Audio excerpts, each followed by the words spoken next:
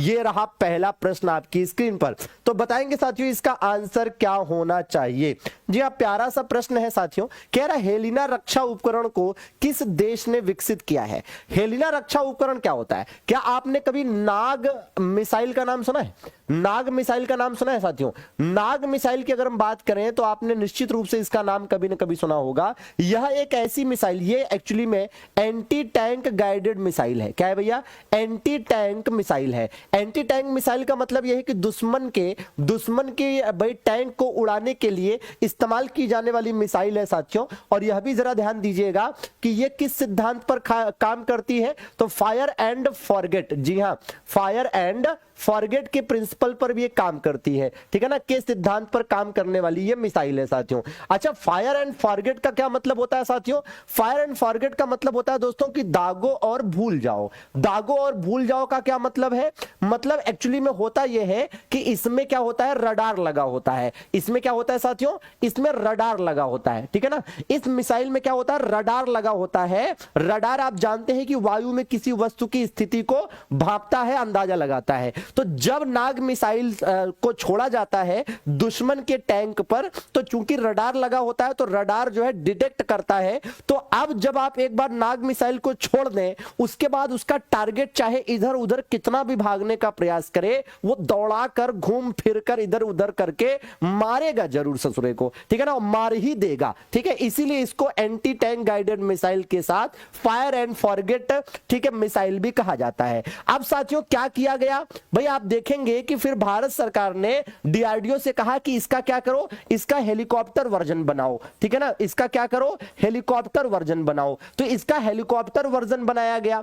अब जो इसका हेलीकॉप्टर वर्जन बनाया गया साथियों, यह भी क्या किया गया, एक तो बनाया गया किसके लिए, हेलीकॉप्टर वर्जन एक बनाया गया किसके लिए, फॉर आर्मी, आर्मी के लिए बनाया गया। और फिर साथियों किसके लिए बनाया गया, फॉर एयरफोर्स, एयरफोर्स के लिए बनाया गया। तो अब आप देखेंगे साथियों कि जो आर्मी के लिए बनाया गया उसका नाम क्या है, उसका नाम है साथियों हेलिना। और जो एयरफोर्स के लिए बनाया गया उसका नाम क्या है, ध्रुवास्त्र, ठीक है। क्या है भैया, ध्रुवास्त्र। तो इस बात को जरा ध्यान दीजिएगा कि नाग मिसाइल का हेलीकॉप्टर वर्जन या उन्नत संस्करण को ही हेलिना और ध्रुवास्त्र कहते हैं। हेलिना आर्मी के लिए है, ध्रुवास्त्र एयरफोर्स के लिए है। क्लियर बात है? तो राइट आंसर क्या हो गया भैया, राइट आंसर हो गया दोस्तों भारत, ठीक है ना। अच्छा, तो अब जरा एक काम करिए कि इसकी स्क्रीनशॉट फटाफट ले लीजिए, इसकी स्क्रीनशॉट फटाफट ले लीजिए। हम अगले प्रश्न की तरफ चलेंगे और हर क्वेश्चन के बाद मैं थोड़ा साइड में रहूंगा ताकि आप स्क्रीनशॉट लेना चाहें तो ले सकें। बाकी साथियों इस क्लास की जो पीडीएफ है वो आपको टेलीग्राम पर उपलब्ध करा देंगे, ठीक है ना। हाँ जी, टेलीग्राम पर उपलब्ध करा देंगे। ये टेलीग्राम है साथियों, विशाल सर एमडी क्लासेस। क्लियर है? आइए जरा इस प्रश्न का आंसर दीजिएगा साथियों। ब्लैक होल की घटना कब घटी थी? ब्लैक होल की घटना थी क्या? तो जरा ध्यान दीजिएगा कि साथियों सिराजुद्दौला के द्वारा, सिराजुद्दौला कौन साथियों, याद करिए, सिराजुद्दौला जब हुआ करता था बंगाल का नवाब, ठीक है ना। कहां का साथियों, बंगाल का नवाब। तो जब सिराजुद्दौला बंगाल का नवाब था उसी समय क्या किया गया साथियों कि कलकत्ता, ठीक है ना, किसको क्या किया गया भाई, कलकत्ता से 146 अंग्रेजों को गिरफ्तार किया गया, 146 अंग्रेजों को गिरफ्तार किया गया, ठीक है ना। और कलकत्ता पर अधिकार भी कर लिया गया, ठीक है। 146 अंग्रेजों को गिरफ्तार कर कलकत्ता पर अधिकार कर लिया गया, ठीक है ना। क्या हुआ भैया, कलकत्ता पर अधिकार। मतलब यह है कि सिराजुद्दौला की सेना ने कलकत्ता पर अधिकार भी कर लिया और 146 अंग्रेजों को गिरफ्तार करके एक काल कोठरी में बंद कर दिया, ठीक है। इन 146 को क्या किया गया, एक काल कोठरी में बंद कर दिया गया, ठीक है। और कहते हैं साथियों कि काल कोठरी में जब बंद किया गया तो भैया एक छोटी सी काल कोठरी थी, ठीक है, एक छोटी सी काल कोठरी थी, उसी में बंद किया गया था। और ये साथियों आप देख सकते हैं कि जून का महीना था, जून का महीना था, जून का महीना था, मतलब प्रचंड गर्मी थी, प्रचंड गर्मी थी साथियों। और गर्मी की हालत ये हुई कि अगले दिन जब ये दरवाजा खुला तो 123 मर चुके थे, ठीक है ना, 123 मर चुके थे साथियों। केवल 23 जीवित थे, केवल 23 जीवित थे। और इन 23 में से एक जीवित था, कौन, एक था साथियों, इसी में से एक था हालवेल। कौन भैया? हालवेल साथियों। और इसी हालवेल ने इस घटना का हालचाल दिया है। इस घटना का हालचाल किसने दिया है साथियों? इस घटना का हालचाल इन्हीं 23 में से जीवित बचे एक ने, हालवेल ने दिया है। तो ब्लैक होल की घटना कहां हुई? बंगाल में हुई। किसके समय में हुई? सिराजुद्दौला के समय में हुई। और यह वो घटना है जब कलकत्ता पर अधिकार करने के बाद 146 अंग्रेजों को गिरफ्तार किया गया था। और इसी के बाद साथियों अंग्रेज आग बबूला हुए। इसी के बाद साथियों अंग्रेज आग बबूला हुए और रॉबर्ट क्लाइव के नेतृत्व में, किसके? रॉबर्ट क्लाइव के नेतृत्व में मद्रास से अंग्रेजी सेना चली। उसने कलकत्ता पर दोबारा अधिकार किया और उसके बाद चीजें आगे बढ़ी और फाइनली प्लासी का युद्ध लड़ा गया। तो प्लासी के युद्ध की जो पृष्ठभूमि है वो यहां से बननी शुरू हुई थी। सिराजुद्दौला ने कलकत्ता पर अधिकार जब किया था ना, तो इसका नाम भी चेंज कर दिया था। क्या नाम रखा था इसका? कोई बता सकता है? कोई ये बता सकता है कि सिराजुद्दौला ने जब यहां कलकत्ता पर अधिकार किया तो इसका नाम बदलकर क्या रखा भैया? इसका नाम बदलकर क्या रखा? हाँ जी, क्या न रखा भैया? तो इसका नाम बदलकर साथियों रख दिया अली नगर। ठीक है ना? क्या रख दिया गया दोस्तों? अली नगर रख दिया गया। क्लियर बात है ना? तो एज इट इज आपको याद करने की जरूरत है। चलिए अगले प्रश्न की तरफ चले भैया, अगले प्रश्न की तरफ चले। स्क्रीनशॉट फिर चाहे आप तो ले सकते हैं, बाकी टेलीग्राम पर पीडीएफ मिल जाएगा। आइए जरा इसके आंसर देंगे भैया। बिल्कुल बिल्कुल, चले भाई बताएंगे भाई। सबीना, दीपिका, हेमलता, आकाश, सनोदन, बताओ भैया। भाई कह रहा निम्नलिखित में से किस सिख गुरु को हरकिशन का उत्तराधिकारी माना जाता है? तो हरकिशन के बाद साथियों कौन आए थे? तेग बहादुर आए थे। हरकिशन के बाद कौन आए थे? तेग बहादुर। तो आप ये देख सकते हैं कि सिखों के कितने गुरु हुए? तो साथियों कुल 10 गुरु हुए, जिसमें गुरु नानक पहले हैं और गुरु गोविंद सिंह अंतिम है। आप चाहें तो स्क्रीनशॉट ले सकते हैं साथियों। गुरु नानक जो है वो सिख धर्म के संस्थापक हैं। क्लियर बात है ना? चलिए, सिख धर्म की स्थापना कब की गई थी? तो साथियों सिख धर्म की स्थापना की गई थी 1499 में, जिस समय दिल्ली का सुल्तान हुआ करता था सिकंदर लोदी। कौन हुआ करता था दोस्तों? सिकंदर लोदी हुआ करता था। चलिए ये बताइए, कार्नवालिस साथियों आप सब जानते हैं कि कार्नवालिस को भारत में क्या माना जाता है? साथियों भारत में इसे क्या माना जाता है पता है? सिविल सेवा का जनक आप इसे कह सकते हैं। ठीक है भाई, किसका जनक? ये सिविल सेवा का जनक है साथियों। ठीक है, सिविल सेवा का जनक है। साथ में साथियों ये और किसका जनक है? ये पुलिस सेवा का भी जनक है भारत में। किसका साथियों? पुलिस सेवाओं का भी ये जनक है भारत में। ठीक है ना? पुलिस सेवाओं का भी जनक है। ये दो बातें तो है। इस प्रश्न का राइट आंसर क्या है? बंगाल में साथियों अस्थाई राजस्व व्यवस्था इसी ने शुरू की थी 1793 में। और इस व्यवस्था को साथियों क्या कहा जाता है? इस व्यवस्था को कहते हैं अस्थाई बंदोबस्त। अच्छा, अस्थाई बंदोबस्त को दोस्तों और क्या कहा जाता है? जरा याद करिए, अस्थाई बंदोबस्त को और क्या कहा जाता है? कौन बताएगा? अस्थाई बंदोबस्त को साथियों इस्तमरारी व्यवस्था भी कहा जाता है। और इस्तमरारी व्यवस्था में साथियों, इस व्यवस्था में टैक्स वसूलने का अधिकार जमींदारों के पास होता था। इसी वजह से इस व्यवस्था को जमींदारी व्यवस्था भी कहा जाता है। क्या कहा जाता है साथियों? जमींदारी व्यवस्था भी कहा जाता है। अच्छा, एक बात का और ध्यान देना कि इस व्यवस्था के अंतर्गत ही आया करता था क्या? सूर्यास्त कानून। तो याद रखिएगा कि अगर आपसे कभी पूछे कि सूर्यास्त कानून का संबंध किससे था, अगर आपसे कभी पूछे साथियों कि सूर्यास्त कानून का संबंध किससे था, तो सूर्यास्त कानून का संबंध अस्थाई बंदोबस्त से था, जमींदारी व्यवस्था से था। क्या मतलब है इसका? भाई देखो, इसका सीधा सा मतलब है कि सूर्यास्त कानून का मतलब था कि जमींदार जो होते थे इनको टैक्स वसूलने का अधिकार अंग्रेज देते थे। इनको टैक्स वसूलने का अधिकार अंग्रेज देते थे। ठीक है ना? और एक डेट देते थे कि भाई इस डेट तक लाकर पूरा टैक्स जमा कर देना। और उस दिन सूर्यास्त होने से पहले यदि जमींदार टैक्स जमा कर देता था तो ठीक है, नहीं तो उसकी जमींदारी चली जाती थी। नहीं तो उसकी जमींदारी चली जाती थी। क्लियर बात है ना? तो इसे कहते थे साथियों क्या? सूर्यास्त कानून। क्या कहते थे इसे? सूर्यास्त कानून। ठीक बात है। और इसी प्रकार से मद्रास की रैयतवाड़ी व्यवस्था साथियों आप जानते हैं कि टॉमस मुनरो के द्वारा शुरू की गई थी। और इसी प्रकार से पंजाब और पश्चिमी उत्तर प्रदेश में हाल वाली व्यवस्था जो है किसके द्वारा भैया?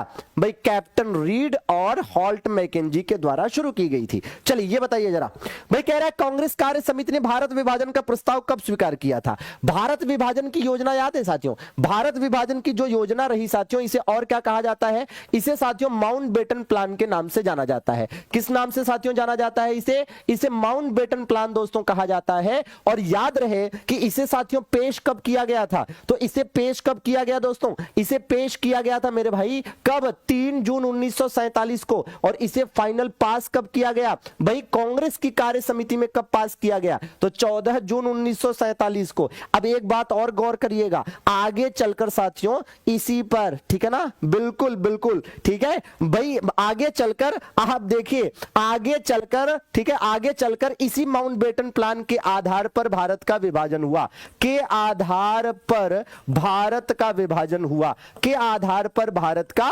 विभाजन हुआ, ठीक है ना। तो बिल्कुल आपको याद करने की जरूरत है साथियों, और याद रखिए कि इसी के आधार पर भारतीय स्वतंत्रता अधिनियम, क्या दोस्तों, भारतीय स्वतंत्रता अधिनियम, ठीक है, इसी के आधार पर भारतीय स्वतंत्रता अधिनियम 1947 साथियों याद रखिएगा कि ब्रिटेन की संसद में पेश हुआ। भाई भारतीय स्वतंत्रता अधिनियम जो था ना, इसी माउंटबेटन प्लान के आधार पर तैयार किया गया था, और इसी के आधार पर भारत का विभाजन भी हुआ, एक भारत बना, एक पाकिस्तान बना, ठीक है। आप देखिएगा, तो यह भारतीय स्वतंत्रता अधिनियम जो है, यह ब्रिटेन की संसद में पेश कब हुआ था, 4 जुलाई को पेश हुआ था। पास कब हुआ था ब्रिटेन की संसद में, तो भैया पास हुआ था 14 जुलाई को। और ब्रिटेन के सम्राट ने साइन कब किया था, सम्राट का हस्ताक्षर, सम्राट का जो साइन है यह कब हुआ था, सम्राट का साइन हुआ था 18 जुलाई को। और यह बात का भाई किस वर्ष की हो रही है, तो यह साथियों बात जो हो रही है यह वर्ष 1947 की हो रही है।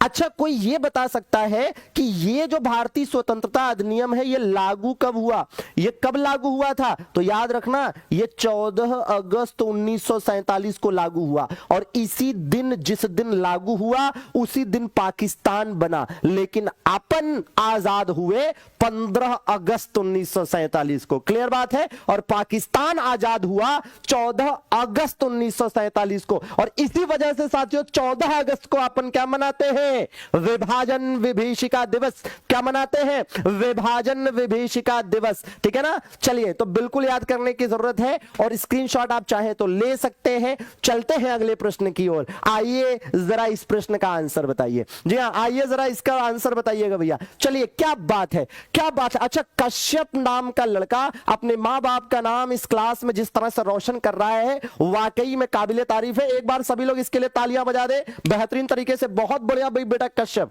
जहां जाओ इतना नाम कमाओ, इतना नाम कमाओ, एकदम झोरम झोर कमाओ, ठीक है ना। और तुम्हारी मुलाकात पुष्पा जैसे लोगों से हो। पुष्पा फायर है भैया, फायर। चलिए, क्या बात है बेटा, पढ़ लो पढ़ लो। भारत के मुख्य चुनाव आयुक्त की नियुक्ति कौन करता है, भारत के मुख्य चुनाव आयुक्त की नियुक्ति कौन करता है भाई। देखो, भारत के मुख्य चुनाव आयुक्त की नियुक्ति इंडियन कॉन्स्टिट्यूशन के आर्टिकल 324 के तहत साथियों राष्ट्रपति के द्वारा की जाती है। बाकी आप जानते हैं कि भाई पहली बार दोस्तों इसका गठन कब हुआ था, 25 जनवरी 1950 को। जी हां साथियों, और इसीलिए 25 जनवरी को क्या मनाया जाता है, वोटर्स डे मनाया जाता है। क्या भैया, वोटर्स डे मनाया जाता है। ये बताओ जरा, क्या बात है भाई अंकित, शानदार भाई ममता। बताएंगे भाई संजू, किस उच्च न्यायालय की पहली महिला मुख्य न्यायाधीश होने का गौरव प्राप्त है। देखिए, आप सब जानते हैं कि पहली महिला मुख्य न्यायाधीश कौन थी, लीला सेठ थी, है ना, लीला सेठ थी। और एक बात साथियों, ये जो है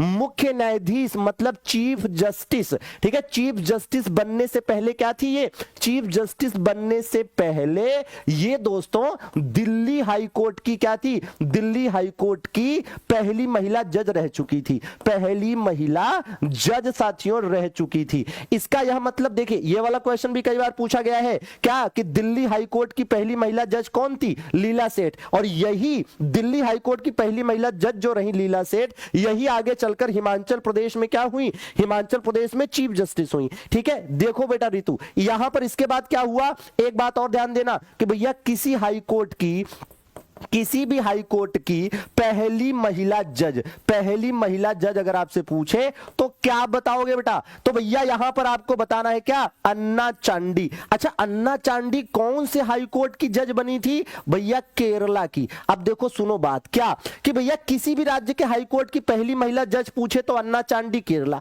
दिल्ली हाई कोर्ट की पहली महिला जज पूछे तो लीला सेठ, और किसी भी राज्य की पहली महिला चीफ जस्टिस पूछे तो लीला सेठ किस राज्य की? हिमाचल प्रदेश की। अच्छा, सुप्रीम कोर्ट में जो पहली महिला जज हुई वो कौन थी? मीरा साहिब फातिमा बीवी। ठीक है भाई संजू, ठीक है, बढ़िया, ठीक है भाई। चलिए भाई रेखा, चलिए भाई पप्पू, ये बताओ जरा, श्रृंगेरी, बद्रीनाथ, द्वारका तथा पुरी, इसमें तो बढ़िया ट्रिक भी आपको बता देंगे, ठीक है ना, बढ़िया ट्रिक भी आपको बता देंगे, बड़े आराम से समझ में आ जाएगा। जरा ध्यान दीजिए, देखिए ट्रिक का क्या है? ट्रिक है साथियों बहुत सिंपल सी। क्या सिंपल सी ट्रिक है कि भैया शंकर ने, किसने? जय जय शिव शंकर, शंकर ने बापू दास की न्यूज दी, शंकर ने बापू दास की न्यूज दी। ये सिंपल ट्रिक आप याद कर सकते हैं कि नहीं, है ना? शंकर ने बापू दास की न्यूज दी। अब देखिए इस ट्रिक से फायदा यह है कि शंकर से क्या हो जाता है भैया? शंकर से हो जाता है दोस्तों शंकराचार्य। क्या हो जाता है? शंकराचार्य। बाकी ये है नॉर्थ, ये है ईस्ट, ये है वेस्ट, ये है साउथ, ठीक है ना। अब देखिए नॉर्थ में शंकराचार्य के द्वारा बद्रीनाथ उत्तराखंड में एक मठ स्थापित किया गया। ई से ईस्ट में, पू से पुरी में, ठीक है, कहां स्थापित किया गया? यहां पर भी एक मठ स्थापित किया गया। डब्ल्यू से वेस्ट में, दा से द्वारका गुजरात में एक मठ स्थापित किया गया। एस से साउथ और स से क्या? श्रृंगेरी में भी एक मठ स्थापित किया गया कर्नाटका में। कहां पर भैया? कर्नाटका में। तो एज इट इज याद कर लेंगे भैया, ठीक है ना, एज इट इज आप याद कर लेंगे। बाकी बढ़िया तरीके से पढ़िए, जोरदार तरीके से। बाकी आप सब जानते हैं साथियों कि जो एनटीपीसी की आपकी रेगुलर क्लास जीएस की होती है, एनटीपीसी जीएस की क्लास होती है, जीके जीएस की, कितने बजे होती है भैया? कितने बजे होती है? एक बार कमेंट करके बताएंगे तो। एनटीपीसी की रेगुलर क्लास कितने बजे होती है? तो याद रहे रेगुलर क्लास 4 बजे होती है, और 4 बजे ही होगी। आज संडे है तो स्पेशल क्लास है, ठीक है ना। अच्छा, और दूसरी बात क्या है?